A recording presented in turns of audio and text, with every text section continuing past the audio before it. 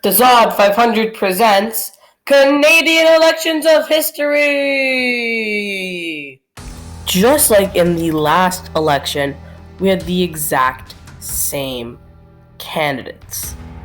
We had the Liberal leader, Edward Blake, and the Conservative leader, John A. Macdonald. And for the map, it grew quite a bit, gaining lots of territory in the north, and all that's left to gain from modern day would be this little gray area or in the middle here. And by the way, it may look like this is an election map, which by the way, it isn't. It may look like one, but it actually is not a map of the actual election. It is a fantasy map that I've gotten online. For this election, there were of course two candidates, which means two leader seat. And the one where John A. Macdonald got his leader seat was actually in Kingston again. And for Edward Blake, for the third time actually, he got his seat there in Durham West. If you watched my last video, you would know when these candidates got their leader since from. But since I know everyone didn't watch it from this video, I'll go ahead and tell you again, but I'd like for you to watch the last video anyways. It's in a playlist.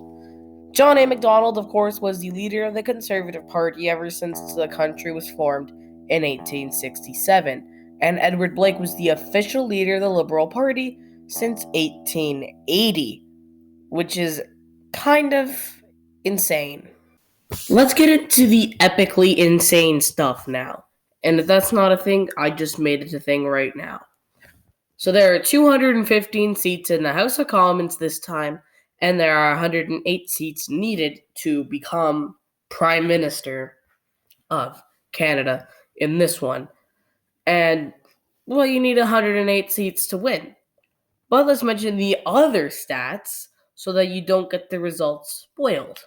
So, with 343,805 votes, 47.4% of the popular vote, which is actually really close to the second place candidate's 43.1%, and with 123 seats, the next Prime Minister of Canada would be John A. Macdonald, who won another term in office. Seriously, this guy just won't quit. And I'll see you guys for the election of 1891.